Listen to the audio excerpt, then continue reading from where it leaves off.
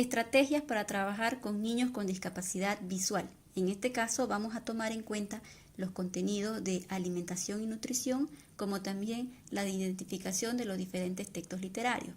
Si vamos a trabajar con un niño que es vidente, podemos mostrar las estructuras de los diferentes cuerpos de los diferentes textos literarios, como en este caso de la fábula. Podemos mostrar de la leyenda y explicar que viene con un título, una situación inicial, un quiebre de la situación inicial, el desarrollo y también el desenlace. En el caso del poema, también lo mismo, tiene su estructura.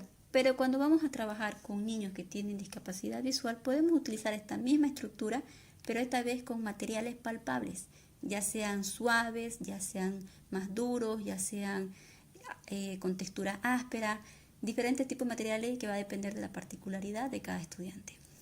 En este caso tenemos, por ejemplo, el cuento, donde podemos explicar con esta textura más suave, que es de la misma silicona, el título, el autor del título del libro que va a ir debajo, o puede ir al final del texto, el autor del cuento, el inicio, el desarrollo y el desenlace. Explicamos que pueden ir los dibujos al inicio, pueden ir en cualquier parte del texto, del cuerpo del cuento, puede ser al final.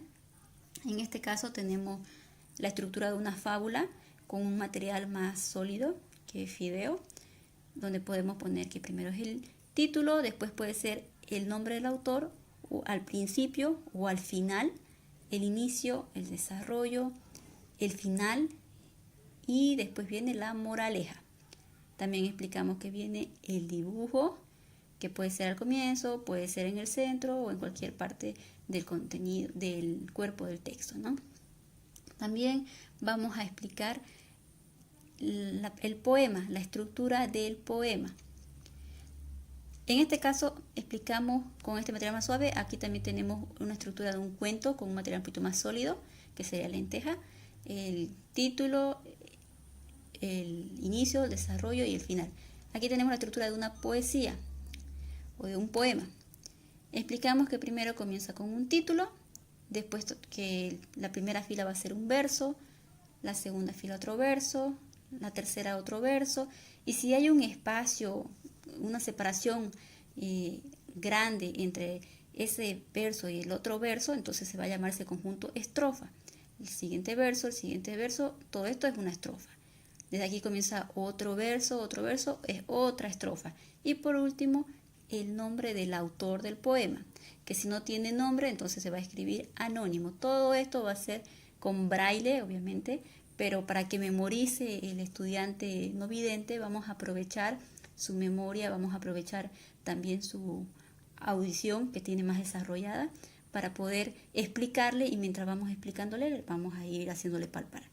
Podemos hacerlo involucrar también en el cuento, con las historias. Por ejemplo, había un gallito y él va a ir tocando la textura del gallito, de lo que va sintiendo, y va a ir palpando y va a tocar el contorno y las diferentes texturas para que se involucre también en el cuento, ¿no?